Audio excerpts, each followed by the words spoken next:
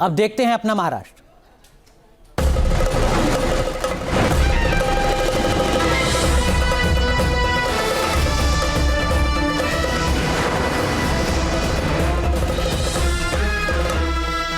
नमस्कार, अपना महाराष्ट्र में आपका स्वागत है। मैं हूं आपके साथ सचिन दुबे।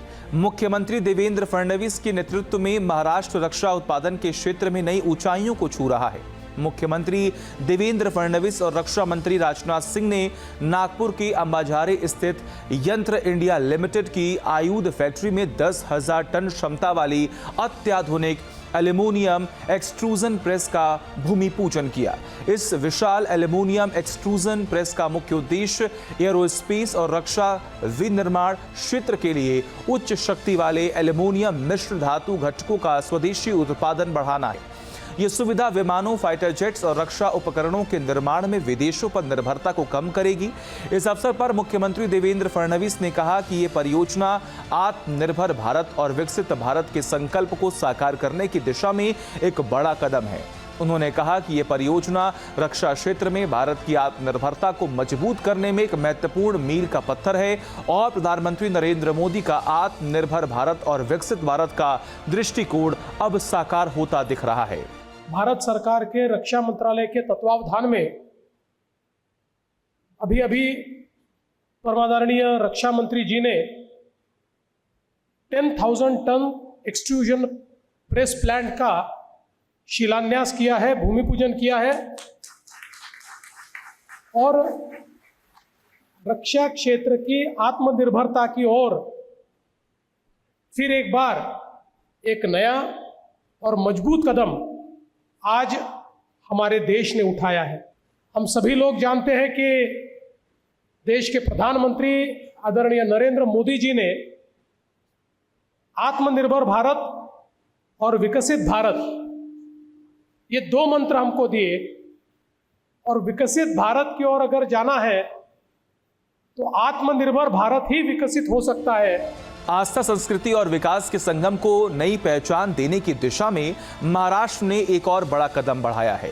केंद्रीय गृह एवं सहकारिता मंत्री अमित शाह ने कोल्हापुर के प्रसिद्ध करवीर निवासिनी अंबाबाई यानी महालक्ष्मी मंदिर के व्यापक विकास कार्यों का शिलान्यास किया। इस अवसर पर मुख्यमंत्री देवेंद्र फडणवीस और उप मुख्यमंत्री एकनाथ शिंदे भी मौजूद रहे। तीनों नेताओं ने माता महालक्ष्मी के दर्शन भी किए और पूजा अर्चना भी की। करीब 1500 करोड़ रुपए की लागत वाली इस परियोजना के तहत मंदिर परिसर में नया प्रदक्षिणा मार्ग बनाया जाएगा। साथ ही परिवार देवता मंदिरों का संरक्षण और जीर्णोद्धार भी किया जाएगा। इस मंदिर विकास परियोजना को कोल्हापुर की धार्मिक, सांस्कृतिक और पर्यटन पहचान को और मजबूत करने की दिशा में एक महत्वपूर्ण कदम माना जा रहा है। महाराष्ट्र के मुख्यमंत्री देवेंद्र फडणवीस ने भीमाशंकर मंदिर का दौरा किया और यहां चल रहे विकास कार्यों की समीक्षा की। इस दौरान उन्होंने प्रस्तावित हेरिटेज वाडी परियोजना का निरीक्षण किया और कहा कि भीमाशंकर को धार्मिक, सांस्कृतिक और पर्यटन केंद्र के रूप में विकसित किया जा रहा है। मुख्यमंत्री ने भरोसा जताया कि अगले कुंभ मेले से पहले अधिकांश विकास कार्य पूरे हो जाएंगे, जिससे श्रद्धालुओं और पर्यटकों को बेहतर सुविधाएं मिल सकेंगी।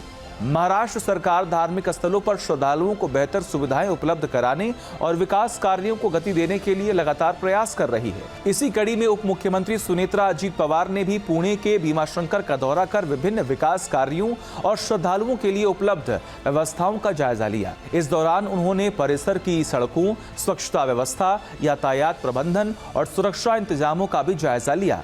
सुनेत्रा पवार ने कहा कि भीमाशंकर देश के प्रमुख धार्मिक स्थलों में से एक है, इसीलिए यहां आने वाले हर श्रद्धालु को सुरक्षित, स्वच्छ और सुखद वातावरण मिले, इस पर विशेष ध्यान दिया जा रहा है। महाराष्ट्र के उप मुख्यमंत्री एकनाथ शिंदे एक बार फिर राष्ट्रीय मुद्दों पर मुखर नजर आए। कोल्हापुर में आयोजित एक कार्यक्रम में उन्होंने देश की सुरक्षा को सर्वोच्च प्राथमिकता देते हुए आतंकवाद और नक्सलवाद के खिलाफ कड़े कदम उठाने की आवश्यकता पर जोर दिया।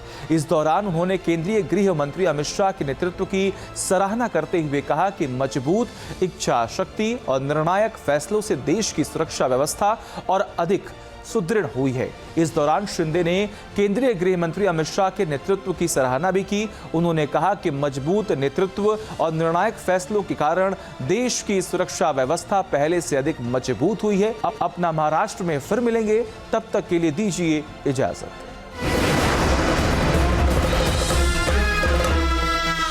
खाने में मेरी